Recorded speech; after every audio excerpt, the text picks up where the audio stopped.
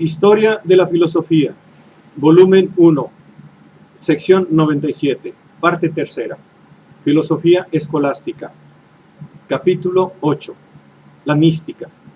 Esta es una obra del maestro Nicolás Abagnano. 221. Caracteres del misticismo medieval. El renacimiento filosófico del siglo XII es también el renacimiento del misticismo. Más concretamente, el renacimiento filosófico hace posible el reconocimiento de la mística como camino autónomo para elevarse a Dios, camino que, en algún caso, es alternativo o rival de la investigación racional. Este camino era desconocido en la primera época de la escolástica. Baste con pensar en la obra de Scoto Eriugena, que ponía en el Deificatio el último término de la investigación racional. Pero cabalmente la mística no se distinguía de modo radical de esta investigación, ni mucho menos se oponía a ella. Sin embargo, las condiciones históricas del siglo XII llevan a establecer tal distinción.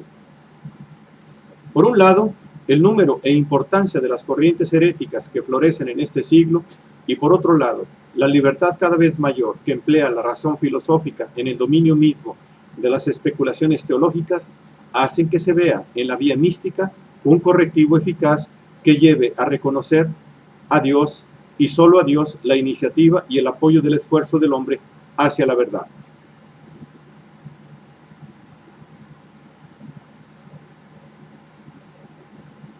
Precisamente es propio de la mística tratar de acercarse a la verdad por la fuerza misma de la verdad, intentar llegar hasta Dios mediante la ayuda sobrenatural y directa de Dios, dejándole solamente la iniciativa de la búsqueda.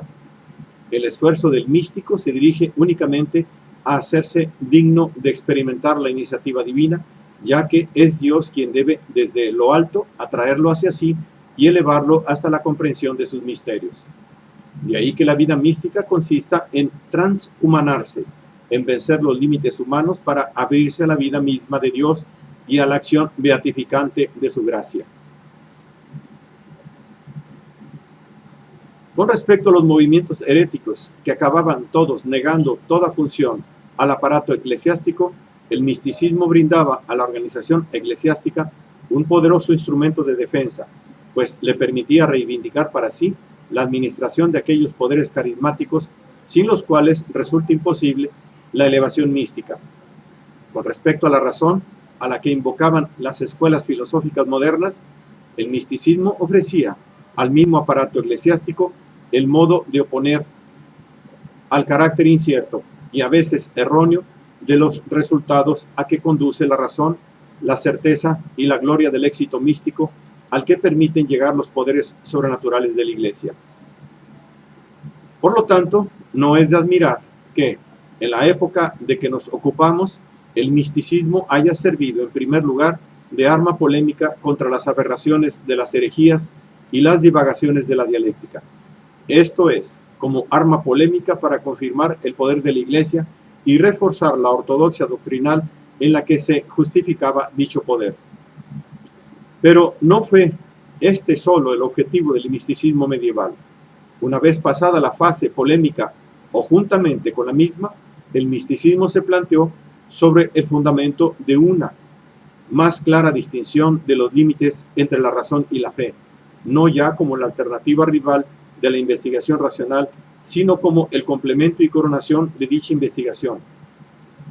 De esta forma aparece en la escuela de los victorinos y se conserva en la escolástica siguiente hasta el siglo XIV, en que la mística alemana adopta de nuevo la postura antirrelacionista, pero esta vez fuera de toda preocupación por la defensa eclesiástica.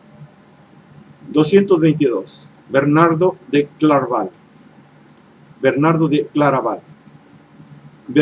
Claraval, llamado el doctor Meliflus por su elocuencia, concibió el misticismo como un arma de combate contra toda forma de herejía religiosa o filosófica y como instrumento de reforzamiento del poder eclesiástico. Bernardo nació en Fontaines, cerca de Dijon, el año 1091.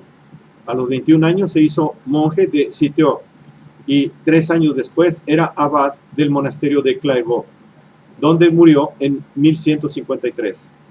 Bernardo fue defensor encarnizado de la ortodoxia y de la autoridad eclesiástica. Cuando en 1130 se opuso al Papa Inocencio II, el antipapa Anacleto II, la obra de Bernardo sirvió para impedir el cisma y para convencer a Anacleto a renunciar a su oposición. En el concilio de Sens de 1140, tronó contra los errores de Abelardo, que fueron condenados. La Segunda Cruzada de 1147 fue obra de su predicación.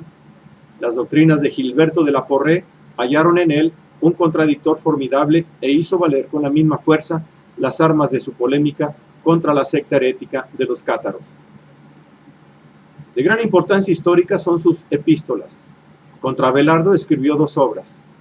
Contra Quedam capitula Errorum Abelardi y capitula Erasum Petri Abelardi.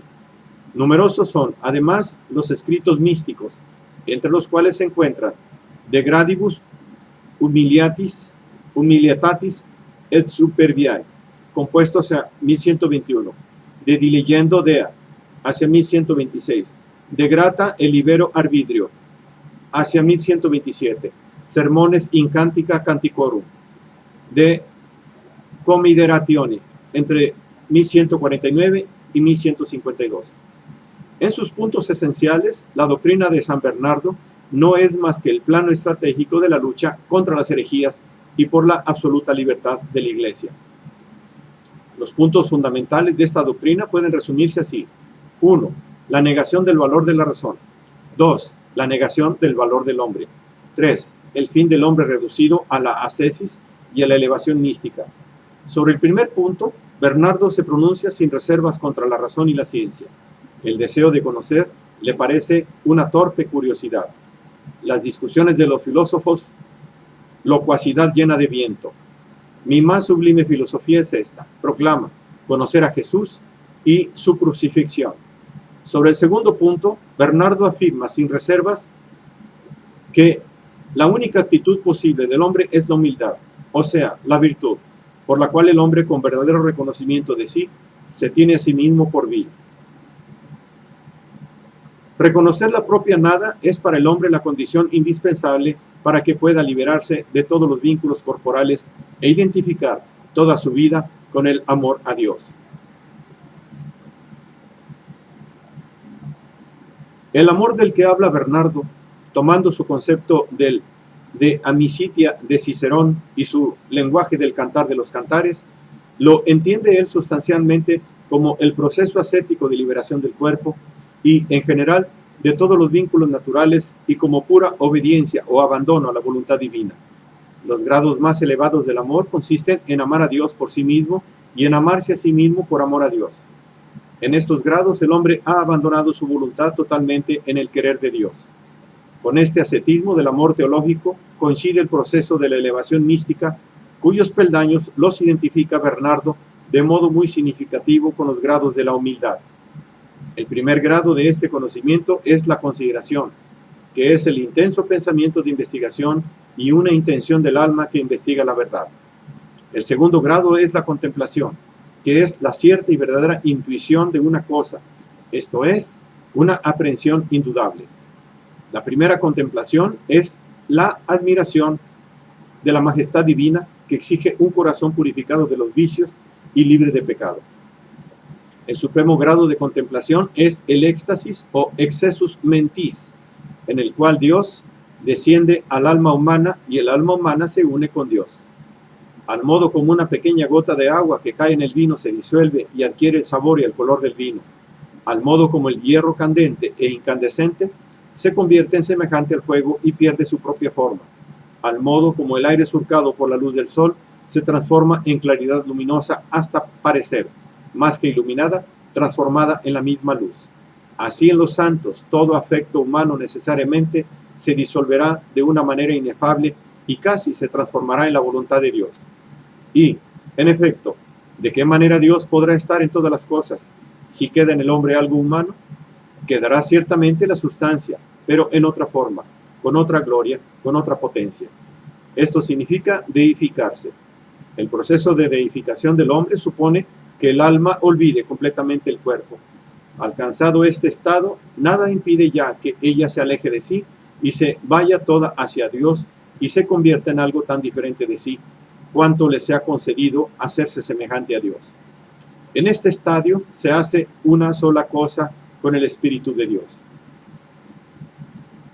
El único problema que San Bernardo ha tratado filosóficamente es el de la gracia y del libre albedrío.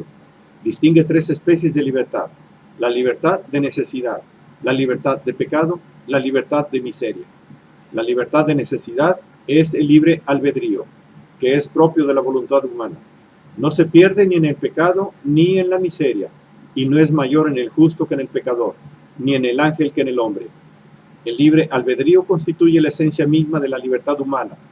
Todo lo que es voluntario es libre. La vida, los sentidos, el apetito, la memoria, el ingenio y todas las otras actividades humanas están sujetas a la necesidad si no están enteramente sometidas a la voluntad. La voluntad es facultad de elección, pero esta elección no se ejercita necesariamente entre el bien y el mal. Contra Escoto Eriúgena y con Anselmo, San Bernardo niega que la libertad consista en escoger entre el bien y el mal. Dios es libre en su acción, aunque no puede determinarse al mal. La posibilidad de escoger el mal no es esencial a la libertad, sino más bien una imperfección propia de la libertad finita. Lo esencial de la libertad es la ausencia de toda coacción. Al lado del libre albedrío hay la libertad de pecado y la libertad de miseria. Pero mientras el libre albedrío forma parte de nuestra naturaleza, la libertad de pecado nos es dada por la gracia y la libertad de miseria nos será dada in patria, esto es, en el cielo.